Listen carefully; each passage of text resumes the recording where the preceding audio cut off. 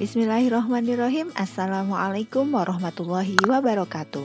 Kembali lagi di pelajaran IPA, belajar IPA bersama Bu Eva. Kali ini kita masih membahas bab 4 tentang listrik statis, di mana tujuan pembelajaran kita adalah melalui pengamatan video dan diskusi, peserta didik dapat menganalisis interaksi muatan listrik pada dua benda dengan tepat. Nah, sebelumnya saya ingatkan lagi ya, mari ikat ilmu kita dengan menulisnya. Seperti nasihat Imam Syafi'i yang sudah saya sampaikan di pertemuan sebelumnya. Silahkan siapkan alat tulisnya. Nah, kita akan membahas tentang medan listrik. Medan listrik pada sebuah muatan digambarkan oleh garis-garis gaya listrik dengan arah medan listrik keluar dari muatan positif dan masuk ke dalam muatan negatif. Jika digambarkan seperti ini, jadi kalau ada muatan positif, arah garis gaya medan listriknya keluar. Kalau muatannya negatif berarti arahnya masuk. Kalau misalnya terdapat di dua benda, nah gambarnya seperti ini. Kalau positif dan positif itu sama-sama keluar arahnya. Tapi kalau positif dan negatif, yang satu medannya keluar, yang satu arah medannya masuk. Gitu. Jelas ya? Nah, sekarang coba tebak. Pola garis gaya listrik pada muatan listrik yang benar pada gambar di samping ditunjukkan oleh nomor. Nah, ada gambar seperti ini. Coba tebak mana yang paling benar. Kita cek. Yang muatannya positif, arah garis gayanya keluar. Ini keluar, ini positif, ini masuk. Berarti yang benar adalah ini. Nah, terus kalau muatannya negatif, arah garis gayanya masuk. Kalau yang ini arahnya keluar, yang ini masuk. Berarti yang benar adalah ini. Nah, jadi 1 dan 3. Jelas ya? Lanjut. Rumus kuat medan listrik dirumuskan dengan E sama dengan F per Q, di mana E adalah kuat medan listrik, satuannya Newton per Coulomb. Nah, F-nya ini adalah gaya listrik, gaya tarik-menarik yang kemarin sudah kita bahas, satuannya Newton. Q itu adalah muatan listriknya, satuannya Coulomb ya. Nah, dari rumus ini kemudian bisa dijabarkan lagi. Kalau F kan sama dengan K, Q1, Q2 per R kuadrat. Nah, sedangkan E, F dibagi Q. Jadi E itu sama dengan K kali Q per R kuadrat. Ingat ya, kalau F kemarin Q-nya ada 2 bagian sini. Kalau E, Q-nya cuma ada 1. Gitu. Nah, K masih sama. K itu adalah konstanta, besarnya 9 kali 10 pangkat 9 Newton meter kuadrat per Coulomb kuadrat. Kita lanjut ke contoh soal. Muatan uji sebesar 25 kali 10 pangkat 5 Coulomb diletakkan dalam sebuah medan listrik. Apabila gaya yang bekerja pada muatan uji tersebut adalah 0,5 Newton, berapa besar medan listrik pada muatan uji tersebut? Nah, muatan ujinya sebesar ini. 25 kali 10 pangkat 5 Coulomb itu adalah muatannya, berarti Q. Nah, terus apabila gaya yang bekerja, berarti gaya adalah F, berarti ininya adalah F.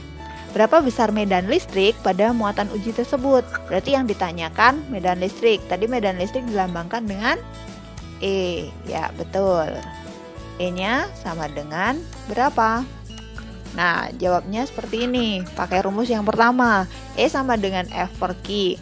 E, F-nya dimasukkan 0,5 Newton per Q-nya 25 kali 10 pangkat 5 Newton dibagi sama dengan 2000 Newton per Coulomb. Contoh yang kedua. Titik P berjarak 30 cm dari sebuah muatan Q 25 mikrocoulomb. Hitung besar dan tentukan arah medan listrik di titik P. Jadi ada titik P. Kemudian di sini berjarak dari sebuah muatan Q. Nah, titik P berjarak 30 cm, berarti ini adalah R-nya. Jarak masih dalam cm, berarti kita ubah jadi meter. Berapa kalau diubah meter? Benar, 0,3 meter. Oke, lanjut. Q-nya adalah 25 mikrocoulomb. Nah, satuannya kan harus dalam coulomb. Jadi kita ubah 25 dikalikan mikro adalah 10 pangkat min 6. Jadi 10 pangkat min 6. Satuannya coulomb. Hitung besar dan tentukan arah medan listrik. Arah medan listrik. Besar dan tentukan arah medan listrik di titik P. Berarti kalau besarnya kita nyari E. Nah, untuk arahnya di sini kan positif. Berarti arahnya menuju titik P gitu. Nah, untuk penyelesaiannya seperti ini. Kita menggunakan rumus yang kedua. E sama dengan kaki per R kuadrat. K-nya kita masukkan 9 kali 10 pangkat min 9. Q-nya kita masukkan yang ini 25 kali 10 pangkat min 6. Atau kalau disederhanakan kan jadi 2,5 kali 10 pangkat min 5. Ini dikurang, ini komanya maju. Nah, dibagi R kuadrat, R-nya 0,3, berarti 0,3 dikuadratin. Hasilnya 2,5 kali 10 pangkat 6 Newton per kolom. Nah, contoh yang ketiga. Jika ada dua buah titik berjarak 4 meter, bermuatan masing-masing positif Q1 dan positif Q2. Berapa perbandingan antara Q1 dan Q2 apabila medan listrik pada titik yang berjarak 1 meter dari Q1 bernilai 0? Nah, kalau digambarkan seperti ini. Jadi ada titik bermuatan 0. Jadi ada medan listrik yang bermuatan 0 di sini.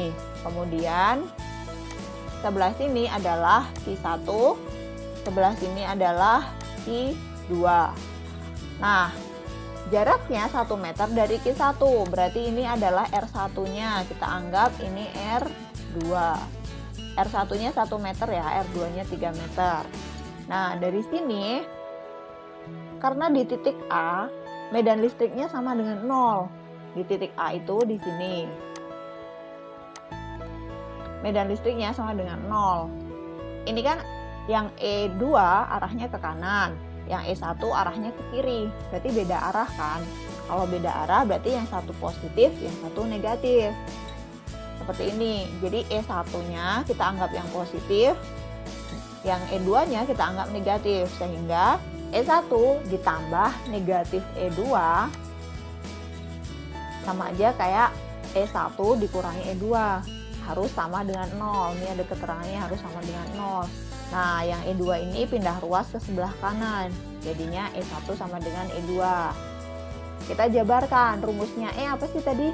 Rumusnya E yaitu K kali Q per R kuadrat. Karena ini Q-nya ada 2, jadi kita bedakan. Ada Q1, ada Q2, ada R1, ada R2, gitu ya. K sama K itu kan sama, bisa kita coret. Oke, berarti Q1 sama Q2 kan belum diketahui. R1-nya berapa? 1 meter. R2-nya 3 meter. Nah, kita masukkan Q1 per 1 kuadrat sama dengan Q1 per 3 kuadrat. Jadi, Q1 per 1 sama dengan Q2 per 9 dikali silang. Jadinya, Q2 kali 1 sama dengan Q2, 9 kali Q1 sama dengan 9 Q1.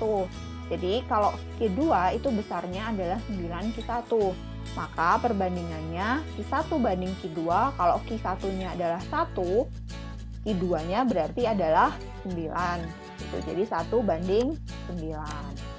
Oke, jelas ya? Nah, kita akan berkenalan dengan elektroskop. Apa sih elektroskop? Elektroskop adalah alat yang digunakan untuk mendeteksi adanya muatan listrik pada suatu benda. Bentuknya seperti apa? Nah, seperti ini. Jadi di elektroskop itu di sini ada knob atau kepala. Ini adalah batang logamnya. Nah, bagian bawah ini adalah daun logam. Nah, cara mengetahui muatan itu bagaimana? Sebenarnya dalam elektroskop ini adalah muatannya netral. Jadi ada muatan positif, ada muatan negatif yang tersebar di seluruh bagian. Nah, daun yang tadi di bawah itu terjadi gaya tarik-menarik karena kan muatannya seimbang. Jadi, daun logamnya menutup. Tapi, kalau misalnya kita dekatkan dengan sisir yang sudah digosok di rambut, kan misalnya jadinya muatannya negatif. Nah, maka bagian kepala ini akan menarik semua muatan positif menuju kepala. Jadi di bagian kepala ini semua muatannya menjadi positif. Akibatnya yang muatan negatif itu semua turun di daun-daunnya. Nah, negatif ketemu dengan negatif, akhirnya saling tolak menolak. Jadi daun-daun elektroskop ini akan menjauh atau membuka gitu karena ada gaya tolak menolak. Nah, begitu juga misalnya nih, elektroskop ini didekatkan dengan benda bermuatan positif. Benda bermuatan positif. Jadi semua muatan negatif itu berkumpul di bagian kepala. Dan semua muatan positifnya akhirnya berada di daun-daun ini. Nah, daun karena muatannya sama, kanan sama kiri, jadi saling tolak menolak sehingga logam membuka. Gitu. Itu yang namanya elektroskop. Nah, sekian untuk pelajaran kali ini, semoga bermanfaat dan bawa keberkahan untuk kita semua. Wassalamualaikum warahmatullahi wabarakatuh.